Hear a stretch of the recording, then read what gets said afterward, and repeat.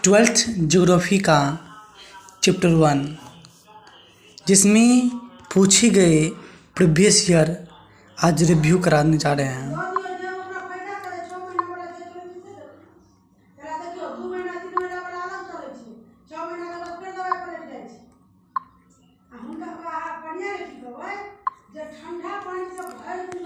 पहला क्वेश्चन है, संभववाद की अवधारणा में किस घटक को महत्वपूर्ण माना गया है? इनका आंसर है बी, वह है मानवीय घटक। लेकिन इससे पहले आप मेरे चैनल में नए हैं तो चैनल का लाइक एंड सब्सक्राइब करना बिल्कुल न भूलें, क्योंकि 12th का प्रीवियस ईयर हो या टेस्ट हो या क्वेश्चन बैंक का क्वेश्चन हो, सब सारे क्वेश्चन जो मोस्ट इम्पोर्टेंट आपके एग्ज़ाम में आ सकता है उनका मैं हमेशा रिव्यू कराएंगे। इसीलिए चैनल को लाइक एंड सब्सक्राइब करें और शेयर करना बिल्कुल ना भूलें, ताकि सभी बच्चों इस क्वेश्चन को पढ़े और टॉप करने का हौसला रखें। तो बच्चों आप ध्यान देते हैं, नेक्स्ट क्वेश्चन है, नियतिवाद संकल्पना में किस घटक का महत्वपूर्ण माना गया है? तो यह है सी होगा, ए और बी दोनों होगा।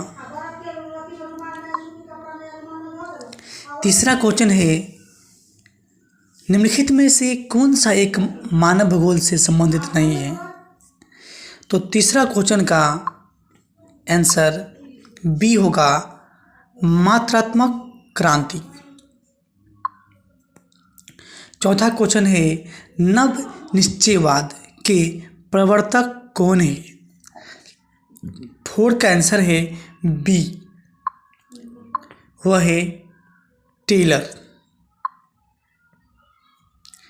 किसने कहा मानव प्रकृति का दास है? 5वां का आंसर है सी, एलन सैम्पुल।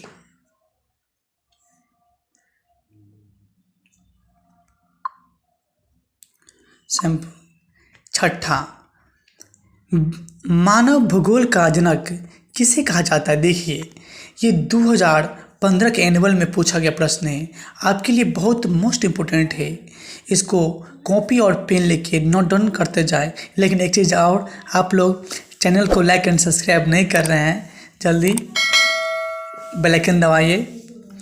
विमल, अमन, विशाल, बेल आइकन दबाइए और चैनल को लाइक कीजिए तुरंत। अभी कम से कम 1 मिलियन करना है इस चैनल को, और शेयर भी करें ताकि लेटेस्ट वीडियो कोई भी आए तो सभी बच्चों तक पहुँचे और अच्छा नंबर लेके पास हों।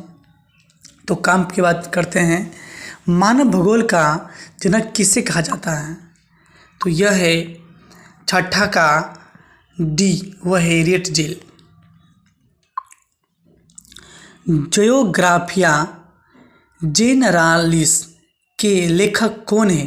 तो ये भी क्वेश्चन पूछा गया है 2012 में, छठा भी क्वेश्चन पूछा गया है 2015 में। आपके लिए कितना मोस्ट इम्पोर्टेंट क्वेश्चन है, इसीलिए ध्यान देके पढ़े। 7वां का है, जियोग्राफिया जनरलिस के लेखक कौन है? तो वो है बी, वारेनियर है। एंथ्रोपोजियोग्राफी नामक पुस्तक के लेखक कौन है? तो पुस्तक का लेखक है,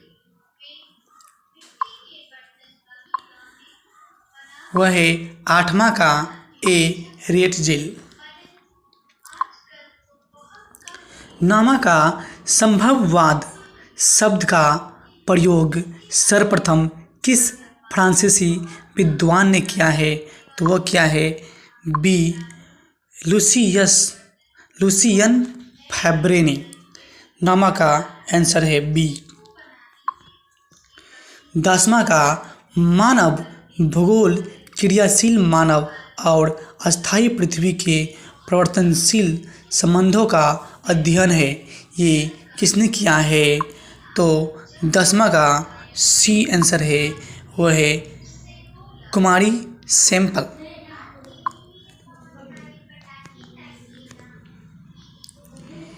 11वां क्वेश्चन का निम्नलिखित में से कौन सा एक भूगोल सूचना का स्रोत नहीं है?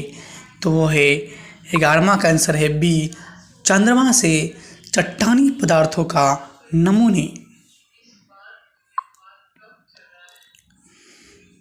12वां क्वेश्चन का निम्नलिखित कथनों में से कौन सा एक भूगोल का वर्णन नहीं करता है? तो 12वां का सी है, द्वैतता प्राश्रित। आधुनिक मानव भूगोल के जनक कौन है? तो वो है ए, फ्रेडरिक रेटजेल है। 13वां का ए, नियतवाद के विचारक कौन थे? तो इसका आंसर है ए, 14 का ए, ई कांट। निम्नलिखित में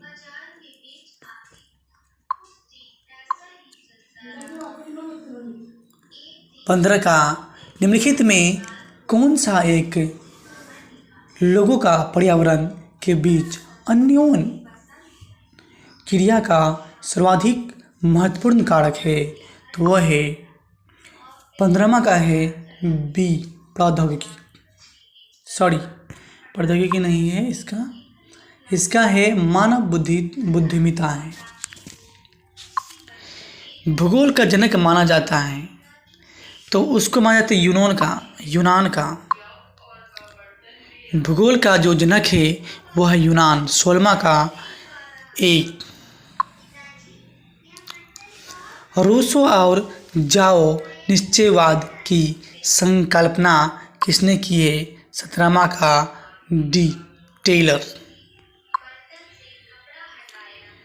व्यवहारिक भूगोल, राजनीतिक भूगोल, आर्थिक भूगोल अथवा सामाजिक भूगोल कौन से भूगोल के उपक्षेत्र हैं?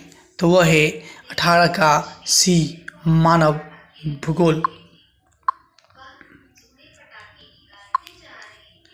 19वां क्वेश्चन का मैक्सिको में स्थानांतरित कृषि का प्रथा को क्या कहते हैं?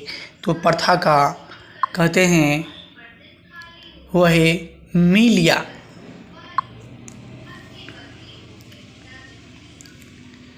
मानव भूगोल विचारकों के विकास की अभिव्यंजना है, न कि भौगोलिक ज्ञान के परिणाम है।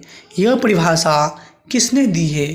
तो 20वां का आंसर है बी, विडाल डीला बलास ने। 21 क्वेश्चन 1990 का दशक भूगोल की किस उपक्रम के लिए जाना जाता है? तो वह है 21वां का आंसर है बी, आधुनिकतावाद।